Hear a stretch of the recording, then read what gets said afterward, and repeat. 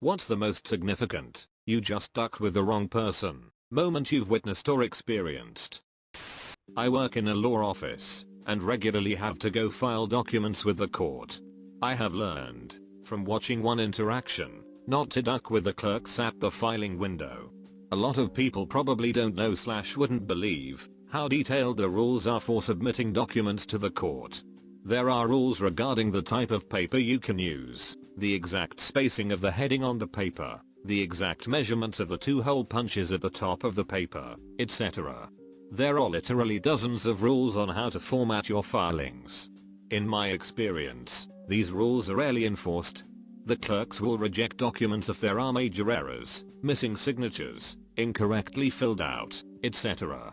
But will usually let things slide, like your 2-hole punches not being precisely 2 3/4 inches apart.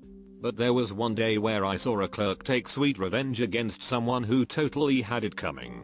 I was standing in line, waiting to file something, and a notoriously huge prick of an attorney got called up to the window. The clerk asked him something like, "I'm really sorry Mr. Notoriously huge prick, but you're missing some attachment to this form." He reacted as if she had just stood from her chair, flipped him the bird, and went to shit on his mother's grave. He starts yelling about how she didn't know what the duck she was doing, a trained ape could do her job, he would be complaining to her supervisor, and on and on. He goes stomping away, and she looks much calmer than you would expect for someone who just got reamed out by this enormous douchebag. I get called up to her window and say something like, "I am so sorry you had to deal with that." She replies, "It's fine, he's on my list now." I'm curious, so I ask what she means. Her response was fantastic. She says, "Mr. Notoriously huge prick handles a lot of family law cases. He'll be wanting to file things here, and his paperwork is bound to land on my desk. For people like him, I get out the formatting sections of the rules of court, and I make sure he's followed every one of them." She points to my filing and says, "Your 2-hole punches look off. You see how one is higher than the other? They are supposed to be a certain distance from the top of the page. I'm not going to reject yours. But next time he drops something off at the filing box, you better believe I'm going to bust out my ruler." I say how awesome that is, but once he sees the reason his document was rejected, he'll just have an assistant fix it or whatever. She replies, "We don't have to tell him why it was rejected specifically, just that it violated some rule of formatting. He can figure that out for himself, if he ever wants to have another document filed." She looked so happy. My father and his brother, who are both 6'6", were riding in my uncle's tiny little Chevette, and a guy road raged and chased them into a parking lot.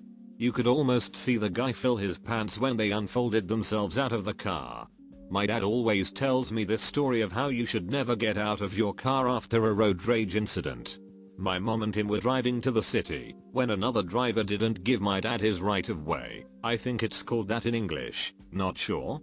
He almost crashed into my parents. My mom was pregnant at the time, so of course my dad was angry out of his mind. My dad, being 1.85 meters and about 80 to 85 kilograms, wasn't exactly someone to mess with, but out of the little car that almost crashed into my parents' car, got a man what my dad described as a freaking giant. Dad quickly got back in the car and kept driving. He always get embarrassed when he tells the story, because mom still laughs at the face he made when that giant got out of his tiny car. When I was about 10 or so, I shot a cricket with a Nerf gun from a prone position, and it dodged it, then jumped at me, and I got up in panic so fast, the gun flung from my hand into the kitchen, breaking a few glasses. Never ducked with crickets again. I was working in a sketchy part of Albuquerque when I realized a guy was following me through the parking lot. Started walking faster, so did he. I knew I wasn't going to get into my car before he reached me, so I took the knife out of my purse and turned around and shoved it in his face and yelled, "I'm from Wisconsin, I can gut a deer."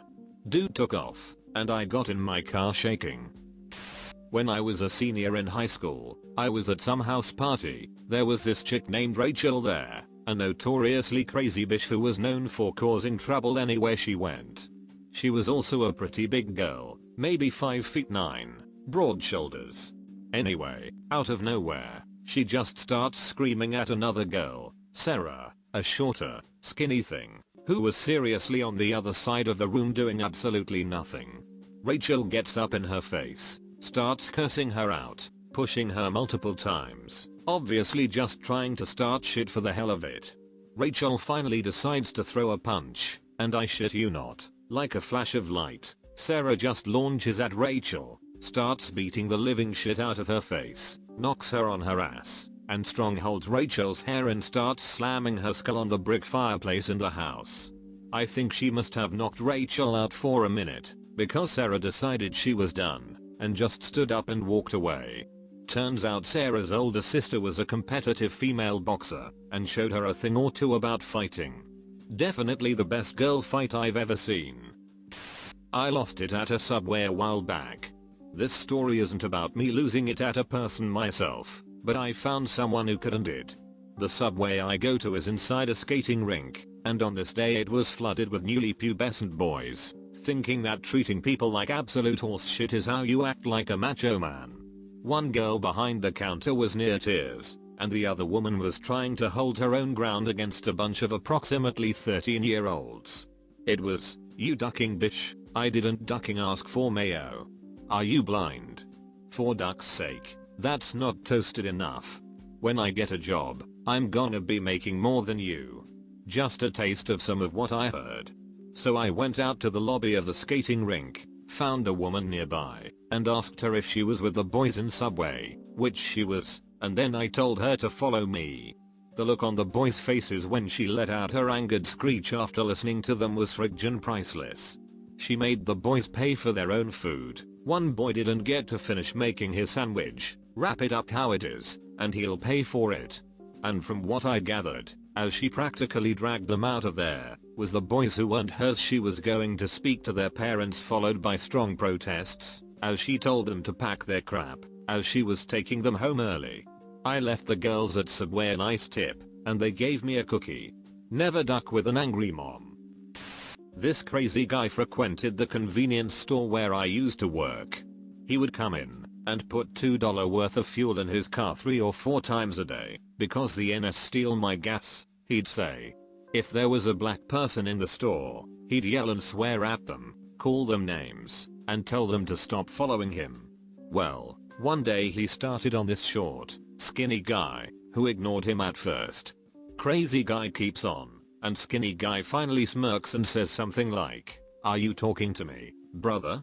At which point crazy guy, who I should add was also a large guy, turns around and pushes the guy.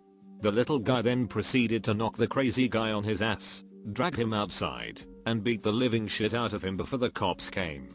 Edit, for those of you wondering what happened next, both guys got arrested. I had to close the store long enough to make a statement, and a copy of the surveillance video for the police.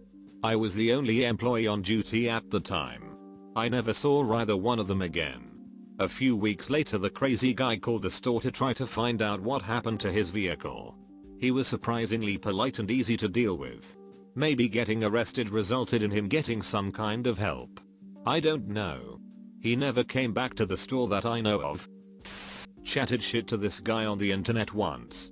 Turned out he's some sort of high-ranking sniper in the Navy SEALs. I was sitting at blackjack table, and this guy was betting ridiculously for every hand. He would place his chips up, then take them down, then half up, then back down, wait bit, repeat. Every hand took an extra 30 to 40 seconds.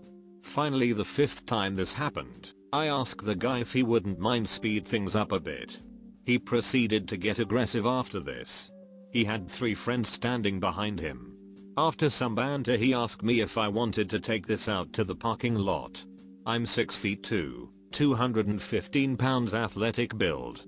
He and his friends were older, mostly out of shape late 30s. After the proposition, I responded, sure. What he didn't know, that my NFL D-lineman best friend and twin brother were playing at the table next to mine.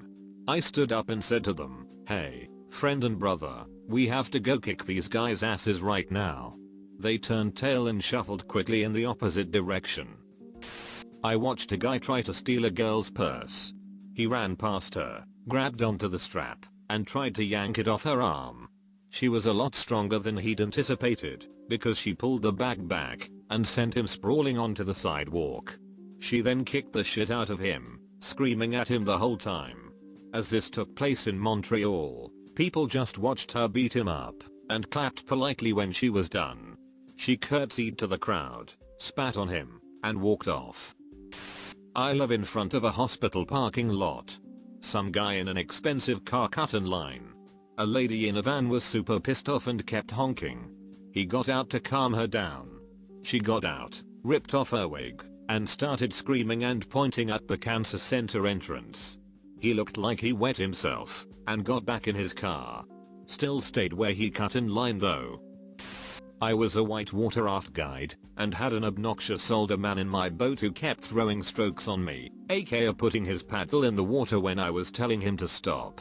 He was fighting with his wife the entire time down the river, and she kept telling him to knock it off, because I guess this was the annual family vacation, and plus she knew it was awkward for me to be listening to all their drama. He was being rude, obnoxious and mean. He had 2 kids in the boat as well, and they looked uncomfortable and sad. We came up to a rapid with an infamous rock of, if I tap it with my left side the person sitting up front almost always will get dumped out. Right before we came on this rapid, I had the man switch with his son, who was sitting in front left. Yes, I rammed into that rock and he got to swim down some class 4 rapids. He wasn't happy. But he definitely didn't put his paddle in the water anymore, unless I told him to. The best part was when we got off the river, he stalked off bitching about how wet he was, and whining about how he almost died. When he vanished, his wife handed me a $100 tip. In high school between classes, a couple of the defensive backs on our football team thought it would be funny to run full speed into the open doors, to knock over the students that were leaving the classrooms. After seeing this happen a few days in a row, I, the football team's starting defensive tackle, decided to post up behind the door. After I felt the thump of my fellow teammate hit the door, I emerged from behind the door to find him laying on the ground. I reached out a hand and helped him to his feet. Then I told him, "Hey man, you gotta watch where you're going. There's a door there." In 4th grade I switched schools, and on my first day of school I found the biggest kid I could and punched him in the face. He then proceeded to pick me up by my throat with one hand and pin me to the wall.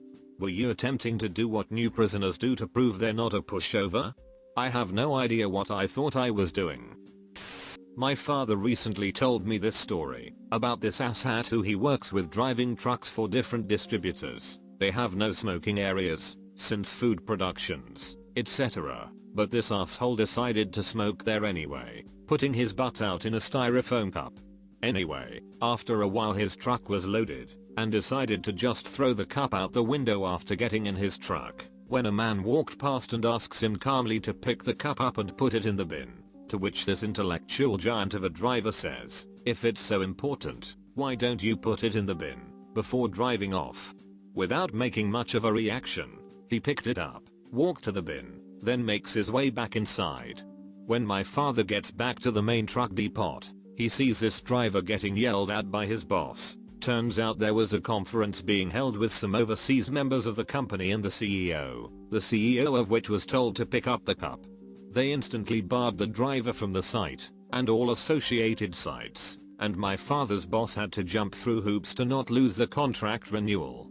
I can't imagine the level of ecstasy that CEO would have felt during the whole situation, knowing that this prick doesn't know who he is. Joined the middle school football team. Kept getting rhinoed in the ass by the biggest kid in middle school. He was 6 feet, easily 260 pounds. Wanted him to stop, so naturally I turn around to push him away. End up somehow magically hitting him in the face really hard. I have never ran faster in my life after that. Sorry Big Red, I didn't mean to hit you in the face. My little sister was in high school, and this much bigger, fat girl kept putting her dirty sandals on the back of my sister's chair. My sister politely told her to stop. She kept doing it, so my sister knocked her feet off the back of the chair, But this girl kept putting her nasty sandals on the back of my sister's chair, even rubbing her sandal in my sister's hair. So my sister calmly walked over to her and beat her in the face until the teacher pulled her off. Two kids, about 11 years old, were bullying this 9-year-old kid by instigating their little sister to go hit and kick him, with the threat that they would beat him with a hockey stick if he retaliated. The poor 9-year-old pleaded with them to stop, but when they wouldn't, he charged the kid with the hockey stick, took it from him, chased them off, threw the stick over the fence, and continued to saunter home. I witnessed this from about 50 feet away at age 13. It took place in about a minute, and while I was contemplating a way to help the kid out, he just took matters into his own hands, like a G. That little kid was not the one to duck with. There's this old miserly looking man with a nickel, who seems to just ride the subway all day. The nickel man only seems to have one purpose in his life. He sticks his hand out with a nickel on his palm, and he just points it at you. It's like he's asking you to look at his plain old nickel. He's like a reverse panhandler. One night, I was coming home drunk and saw the nickel guy. He was doing his usual rounds, and he came to me. He stuck out his hand, and like usual you just let him be. But I was tipsy, and I pulled the nickel out of his hand. Within seconds, he went from normal nickel guy to ducking crazy rip your face off yelling angry gorilla man. Till I put it back, and he became normal nickel guy again. I was mortified.